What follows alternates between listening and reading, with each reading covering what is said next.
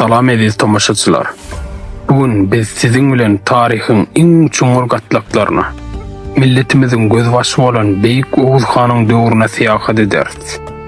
Oğuz Han diňe bir taryhy şahsiýet däl, ol türkmen ruhunyň sarsmaz tütünüdür. Tarihçiler onu milatdan öňki 200-nji ýyllarda ýaşan Hun hükümdar Mete Hana meňzeseler de halkymyň kalbyna ol ebedi bir gahrmandyr.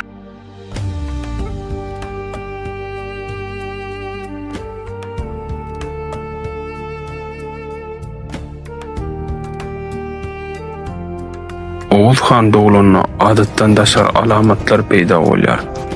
Ol diňe bir gezek ene tüýdünem, soňra gürlemäge başlaýar. 40 günden soň bolsa ýörep, awawlamaga gitýär. Ol ören gaýdusyz, korkmaz we akylly ýigit bolup ýetişýär. Şol döwürde adamlar teýwat bilen içip ýaşapdyrlar. Esaskerler bolsa awçylyk we demirçilik bilen meşgullanıpdyrlar. Oğuz Han hem ilkinji bolup demir eredip, onuň ýarag ýasamagy başaran serkerdidir.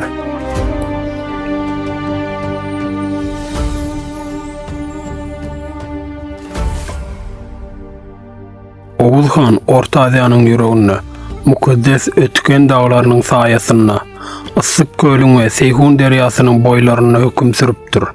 Onun guran döwletiniň ady Beýik Hun imperiýasy ýa-da halk arasyna aýdylşy ýaly Oğuz Hanlygydyr. Onun sergetleri Hytaý diwaryndan tä Hazar deňizine çenli giňepdir. Kartyda görüşiňiz ýaly bu uly meýdan türkmenleriň taryhy watandyr.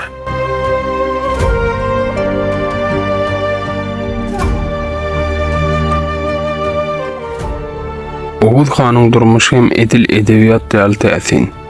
Onun iki san meşhur ayal bolupdyr. Birinji, Gök Hanymy, gökden inen nuruň içinde peýda bolan oğdan gyz. Onun 3 tane oğlu var. Günhan, Ayhan ve Yıldız Han dogulýar. Bulara bozaklar diýilýär.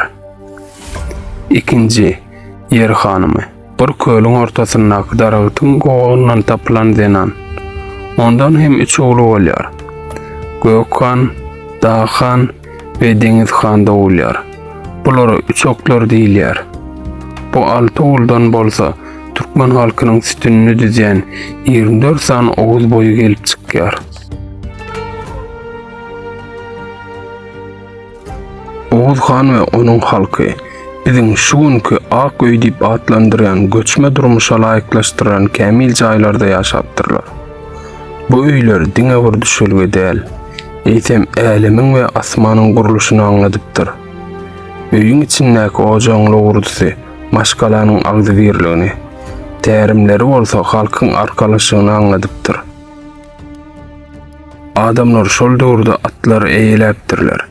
Meşhur türkmen hallarynyň ilkinji nuskalaryny dokapdyrlar.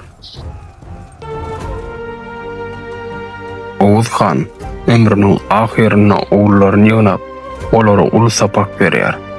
Olaryň hersine bir ok berip döwdürýär. Soňra bir näçe oky birleşdirip döwmegi buýurýar. Emma oğullary birleşen oklar döwüp bilen oklar. Şonda Oğuz Han, eger agzybir bolsaňyz, sizi hiç kim ýeňip bilmez. Emma bölünseňiz, ok ýaly döwlersiňiz, diýär. Oğuz Hanyň mirasy biziň şöhratly geçmişimiz we aýdyn geleceğimiz. Bu miras her bir türkmeniň ganyna, her bir owanyň odunyna ýaşamaga dowam edýär. Biziň bilen tarihiň sirli ýollaryna syýahat etmege dowam ediň. Nesillerimiziň ýoly hemişe ýagty bolsun. Sag bolun, amanna galyň.